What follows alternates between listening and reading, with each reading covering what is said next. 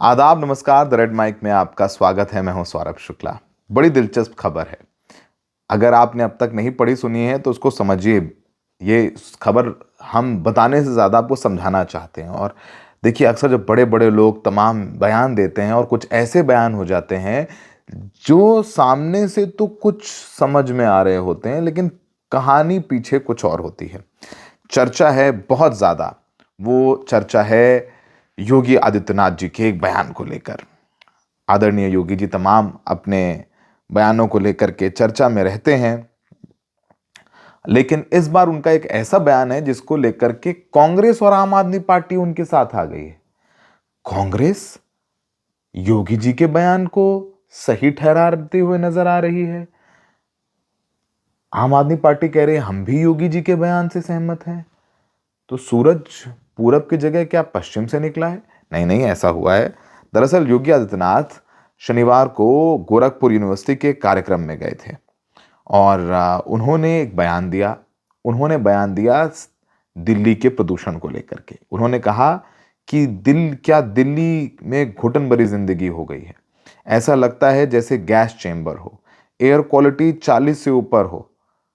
ऐसा लगता है जैसे दम घुटता है, सांस लेने में दिक्कत होती है। बच्चों और बुजुर्गों से कहना पड़ता है कि आप घर से बाहर ना निकलिए, इतनी खराब स्थिति होती है। गोरखपुर में कितना शानदार माहौल है, कहीं कोई दिक्कत नहीं। यानी योगी आदित्यनाथ किस पार्टी से हैं? भारतीय जनता पार्टी। दिल्ली में किसकी सरकार है? भारतीय जनता पार्टी। दिल्ली में कौन रहते हैं? प्रधानमंत्री मोदी, भारतीय जनता पार्टी। देश का प्रधानमंत्री कौन है? मोदी जी, भारतीय जनता पार्टी। दिल्ली में एमसीडी किसके पास है? भारतीय जनता पार्टी। तो हर जगह भारतीय जनता पार्टी। तो योगी जी तो अगर दिल्ली के प्रदूषण पर कुछ बोल रहे हैं तो वो तो सीधे सीधे अपनी पार्टी को दोषी ठहरा रहे हैं। अब रेखा गुप्ता जी जो दिल्ली की मुख्यमंत्री हैं, वो तमाम अपने बयानों को लेकर के चर्चा में तो रहती हैं, तो विपक्ष तो उनको घेरता ही घेरता है, पर अब उनकी पार्टी के नेता ही उनको घेरने लगे हैं। वैसे वो भी मुख्यमंत्री हैं, योगी जी भी मुख्यमंत्री हैं, मतलब पदवी तो बराबर है। अब कद तो बीजेपी खुद डिसाइड करती है, लेकिन हाँ, योगी जी का कद बड़ा होगा क्योंकि वो अपनी पार्टी की सरकार, जहां उनकी सरकार है वहीं सवाल उठाते हुए नजर आ रहे हैं।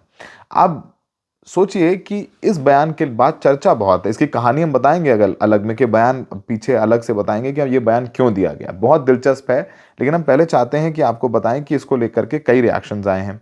अब जब ये आ गया कि भाई ये योगी जी का बयान आ गया और कि भाई उन्होंने ये सब सारी बातें कही हैं, तो आम आदमी पार्टी भी क्यों पीछे रहती। तो आम आदमी पार्टी ने भी इसको लेकर के टिप्पणी की है।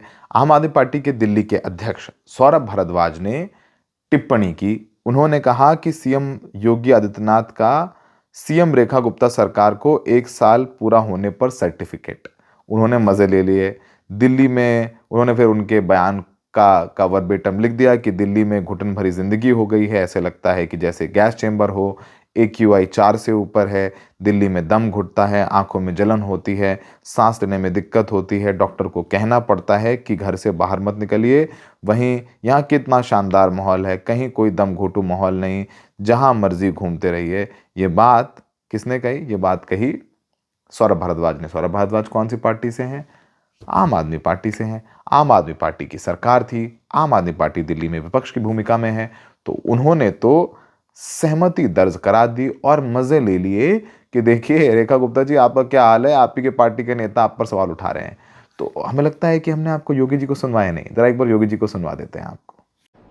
देख रहा हूं ना, क्या दिल्ली में घुटन भरी जिंदगी हो गई है। ऐसे लगता है जैसे गैस चेंबर में हो। एयर क्वालिटी इंडेक्स में वो 400 से ऊपर, दम घुटता है, आंखों में जलन होती है, सांस लेने में दिक्कत होती है। डॉक्टर को बुजुर्गों के लिए, बीमारों के लिए, बच्चों के लिए कहना पड़ता है कि आप घर से बाहर मत निकलिए, इतनी खराब स्थिति होती है। आप गोरखपुर में कितना शानदार माहौल है, कहीं कोई दिक्कत नहीं, कहीं कोई एकदम घोटो माहौल नहीं, जहां मर्जी घूमते रहिए।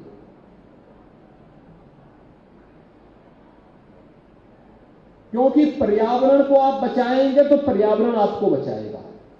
धरती माता के प्रति आप अपने उत्तरदायित्व का निर्वहन करेंगे तो धरती माता भी उसी प्रकार का आशीर्वाद देकर के आपको फलने फूलने के लिए एक नया राह दिखाएगी। अब सिर्फ आम आदमी पार्टी नहीं, इस पूरे मामले में कांग्रेस ने, राष्ट्रीय कांग्रेस ने भी सवाल उठाया है। सुप्रिया शिंदे जो कांग्रेस की प्रवक्ता भी हैं, सोशल मीडिया इंचार्ज भी हैं, उन्होंने भी वही बयान शेयर किया अपने हैंडल पर। लिखा है, दिल्ली में दम घुटता है, आंखों में जलन होती है, सांस लेने में दिक्कत होती है, ऐसा लगता है जैसे गैस चेंबर में हो, AQI 400 से ऊपर है, डॉक्टर को कहना पड़ता है कि घर के बाहर मत निकलिए। योगी CM UP। अब इसके बाद दिल्ली की डबल इंजन सरकार पर क्या ही बोला जाए।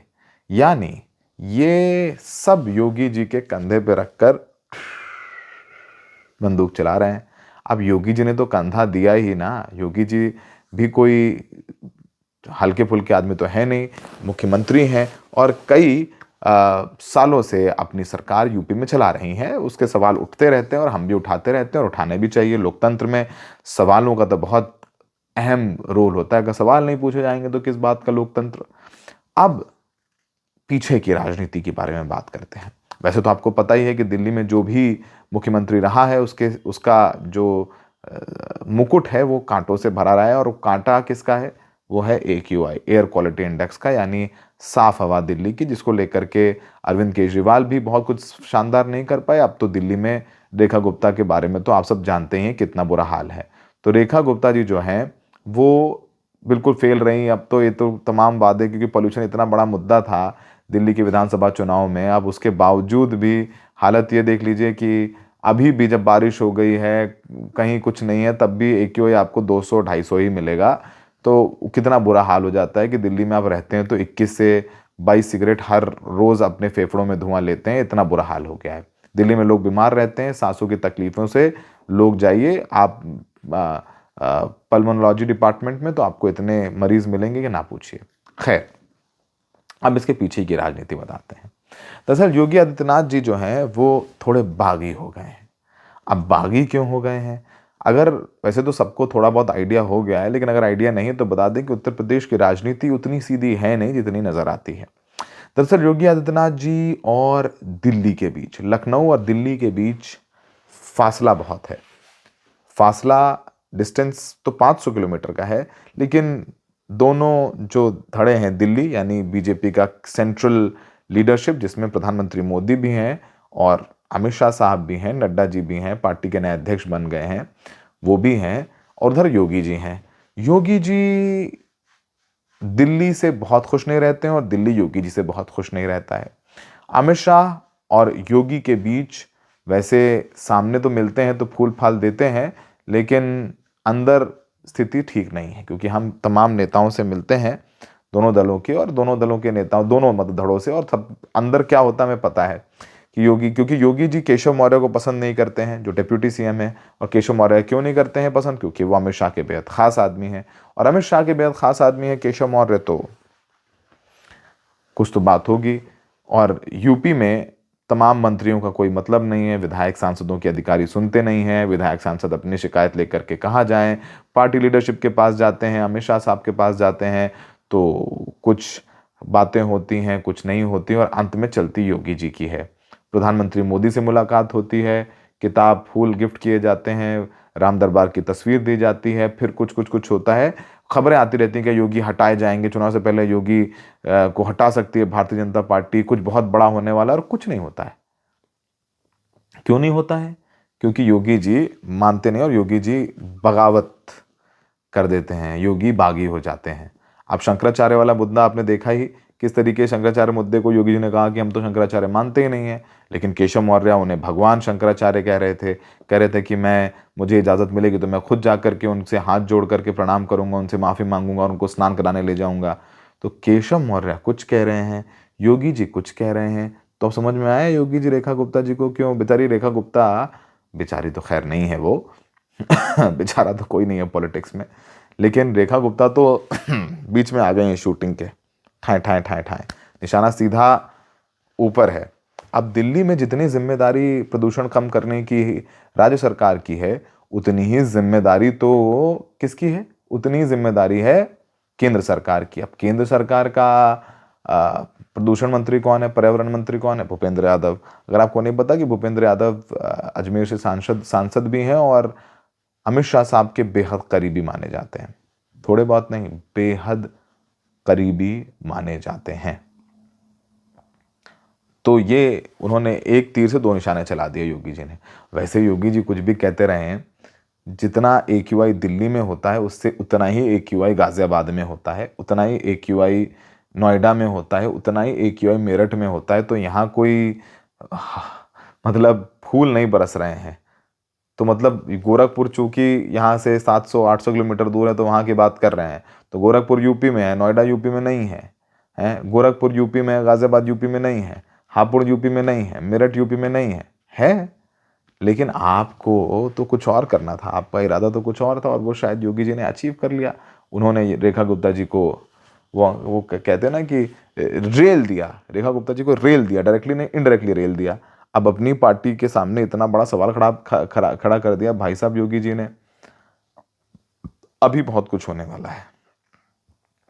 पटकथा लिखी जा रही है, शंकराचार्य, मणिकर्णिका घाट, UGC, रेखा गुप्ता को लेकर के बयान, केशव मौर्य कह रहे हैं भगवान शंकराचार्य, योगी जी कह रहे हैं हर कोई शंकराचार्य नहीं लगा सकता है।